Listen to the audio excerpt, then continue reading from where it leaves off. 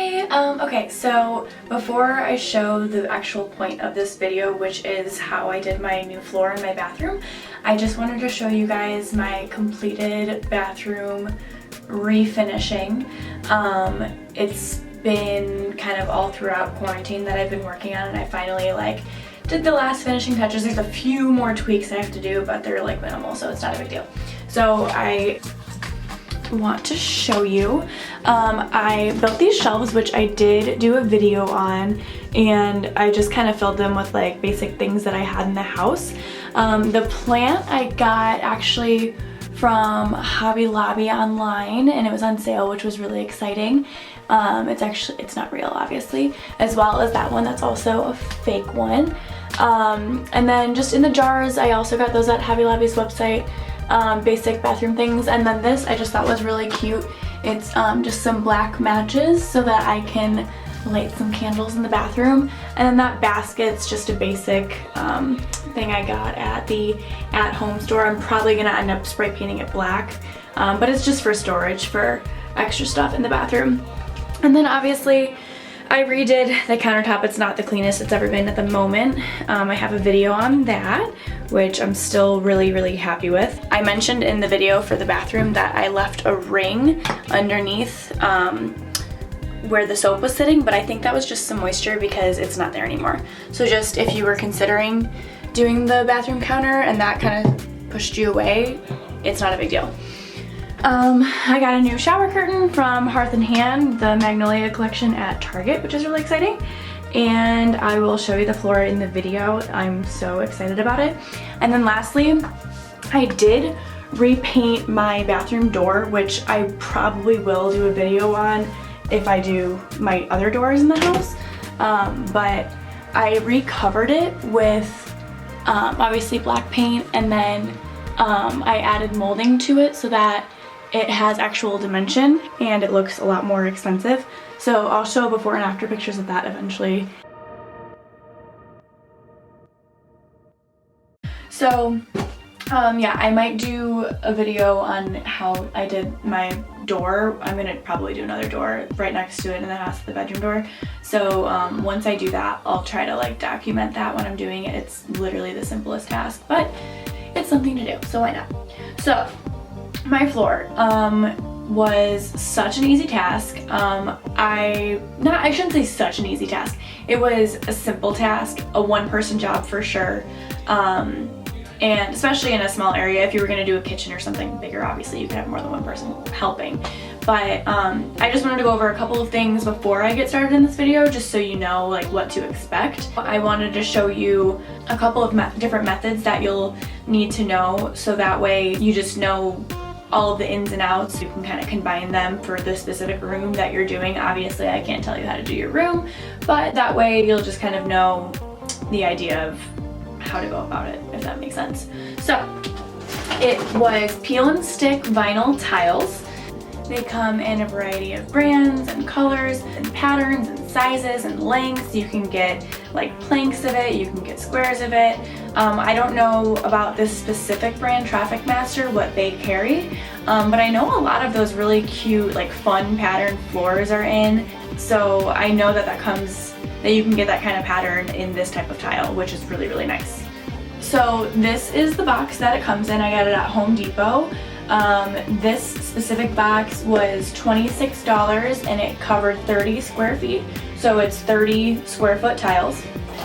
Obviously very lightweight because it's just vinyl, not a big deal.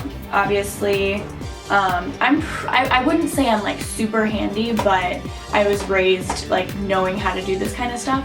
So I'm not gonna tell you anybody can do it, but also literally all you have to do is measure and cut things, so it really shouldn't be that hard, and I honestly think anyone can do it. Before I get started on all the details, I just want to explain why I did this. So the house that we live in was built in, I think, the 1960s. I don't know, late or early, but very outdated floor. And I do know that style in probably different color schemes is coming back in, but I thought about painting it or doing something like that to kind of keep it original, because it is a nice ceramic tile, but it did have a lot of cracks and stains and like splotches of grout on the floor and stuff, so it wasn't the quality that I needed it to be to spend the time to refurbish it. So I decided to do this during quarantine. I might eventually plan to pull this up and do a more permanent option, but as far as I know, this lasts a very long time from all of the videos that I've seen. I can look and see on the box. It does have a lifetime warranty if you obviously registered, which I did not. So that's good to know. I think it really is meant to last, but it is a peel and stick, so it's you can pull it off pretty easy. I might end up doing like vinyl plank flooring or something like that eventually, but this worked in the meantime while I was by myself working on stuff during quarantine. The old floor that I had, like I said, it had cracks and stuff in it, but the tile was not perfectly level. I don't know if it was originally laid that way or the foundation shifted or something, but there was just like a slight variation from tile to tile. And this floor is flexible enough that that didn't really affect it much, which is I was really happy about. I was worried it might like stick straight up in some spots, but it really did last nicely. So the way the floor comes, I have 2 extra tiles after all of this, so I'll show you. So this is the pattern. The one that I got is Carrera marble. So it comes like this, and the backing has arrows on it, but I did not follow them. I'll explain why in the video. But basically it's got like a good bend to it. So like I said, if you step on it and you press it down, it will stay. One thing to note is when you purchase it, like unfortunately if you watch this video and go buy it today, you probably won't be able to do the project today, because technically you do need to acclimate it to the room, to the temperature of the room, because it's been sitting in a warehouse and it's probably shifted and might be bent or something, so you need to acclimate it to your temperature of the room. I don't know if that's crucial, but I would do it just for longevity, and that might be, they might ask that if you're using the warranty or something. So like I said, the backing, it just peels off really easily, and it is like, it's sticky, like I can't pull my fingers off of it. So it's honestly so easy. It's just like a paper, like kind of like wax paper in the back. So this really didn't take me too long altogether. I think I split it up into 2 afternoons just because it was killing my back and my knees. But you could, if you're like stronger, if you have a stronger self-control, you could probably do it in a day, especially a tiny bathroom like this. So as I was cutting, I chose to save all of my scraps, just because I wasn't sure if I would need them in a smaller area or something in a corner. So everything that I cut off, I saved, or I thought maybe I could do like a mosaic piece or something eventually with them. But as I cut them, I just stuck them back to a piece of paper, and they've kept pretty well that way. And so when you, like I said, like it's pretty like bendy, especially like the thinner pieces. It doesn't say how thick the tile is, but I would say it's about 1/8 of an inch thick. So keep that in mind as well. And before I got started, I also just cut out a bunch of, like this is the cardboard or the paper roll that you buy when you're painting. I just cut out a bunch of these. You could also use a grocery bag, just the same exact size as the tile, just so I can use it as a template whenever I needed to. So before I get started, the materials that you'll need are a carpenter square. The one I used at the beginning of the video, the red one, is way too big. I would just recommend a like 12-inch long, at the longest point, square, especially because they're 12-inch tiles. So carpenter square. Floor cleaner, it does recommend that you wipe down your floors before you actually get started. A utility knife, obviously, tape measure, pencil. You'll need a cutting board because your knife is going to slip and then you're going to end up cutting your new floor. You'll need a thicker paper or a grocery bag material for your templates, painter's tape, and then I did finish the perimeter with caulk. I didn't put that in the video because there's a million videos on the internet on how to caulk. One thing I didn't know though is silicone caulk is extremely messy. So I ruined a towel and my hands were disgusting and I had to wash them for like 17 minutes straight. So wear rubber gloves if you're using a silicone caulk, or if you're getting a latex caulk, then you should be fine. So just keep that in mind. And I think it is really important that you do caulk when you're done, because it just really finished it and it makes it look so much more clean, because otherwise you're gonna see that depth where the 90-degree angle meets on the floor and if you caulk it, it's just like a nice white line, so it looks really nice, and I will show you that as well. Okay, so before I was ready to actually stick the tiles down and take the vinyl off of the backing, I went through, oh, I had to kill a spider, sorry. Anyway, I went through and I repositioned them and rotated them in every direction I could think of, just to make sure that the patterns weren't going to clash with each other. They did have arrows on the back of them, so you could potentially put them all facing the same way, but then it would look like one giant sheet of marble, and I didn't really want to do that because I knew it would never be perfect and each tile would never line up perfectly. So I went the other way, the other route, and made sure that each tile was kind of its own individual piece, so it looked like actual tiles rather than a whole slab. If you notice, like, as I'm repositioning, I'm just paying attention to the surrounding tiles, and even like take a step back. Like, I stood up a few times throughout this whole thing just to make sure, from obviously when you're standing, because how often do you really sit on your bathroom floor, to make sure that they didn't look funny. I did notice that the package, I had, I think, 30 square feet, so 30 pieces of tile. The package did have repeating patterns, so you actually have to make sure that you're not putting two of the same tile next to each other. That's why I think laying them out beforehand is really important, because once they're stuck down, they are liftable, but it's just kind of a pain in the ass to do it that way. So basically this is what it'll look like, kind of a rough draft before you actually stick them down. So the first tile was basically like a measuring unit for these two walls in this corner that I'm working out of. I wanted it to fit directly next to the trim, so I would only have to cut a minimal amount in the future.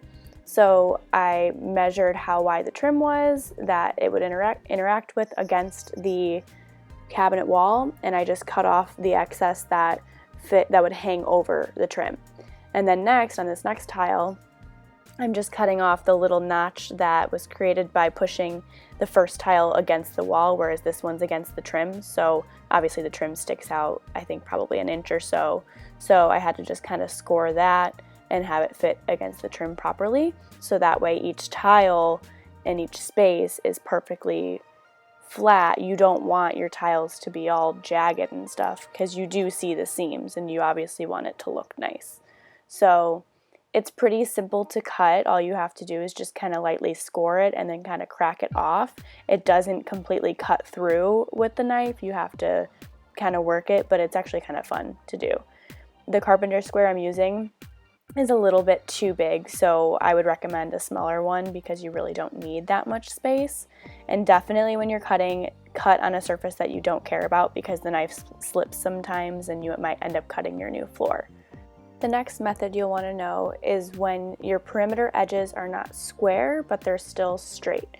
So I put a floating tile, stuck it down in the middle that's closest to the edge but not against it. Next, I'm making sure the patterns don't clash, because that's the piece that's going to go in that empty space. I'm putting it directly over the stuck down tile. Now I'm taking a template tile where I'm setting it down right now and just drawing on top of the tile that's going to go into that empty space to decide the angle in which the line needs to be cut for it to fit perfectly against the tub. Now that our template is drawn, all we have to do is lightly score and pop off that piece, and it will fit against the not perfectly square tub perfectly.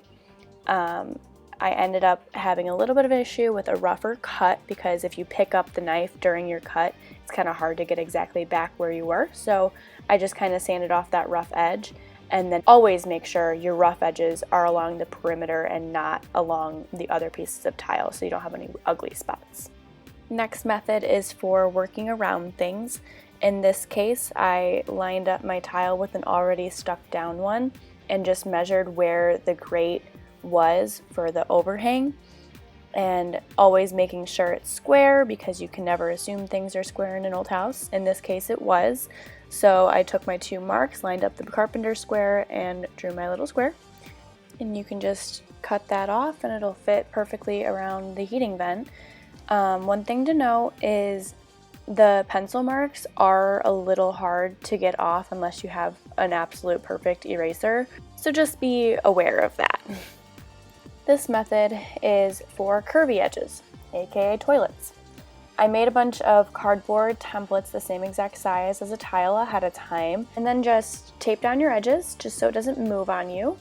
And you'll take a pencil and use the toilet as a stencil, basically, and then just trim off that little piece that you got and make sure it fits perfectly. And then make sure your patterns don't clash. Next, you'll tape your template to the tile, draw your little sliver, cut your little sliver off, and then it should fit perfectly around your curvy edges or your toilet. The next part's pretty easy. Just tape things down again, do the exact same thing on the upper right side, cut the little corner off. Okay, this part I messed up, ignore it until the color is back to normal. I'm letting you see that accidents happen, but honestly I overcomplicated it, so I don't need to show you what I did wrong. But what you should do is just press really hard and use the vent as a stencil like you did for the toilet, and it'll be really simple. It's not a big deal. I just made it a really big deal. And then you'll line everything up and tape the stencil to your tile, draw your little lines, get your handy dandy cutting board, and cut your little notches off. And it should fit perfectly.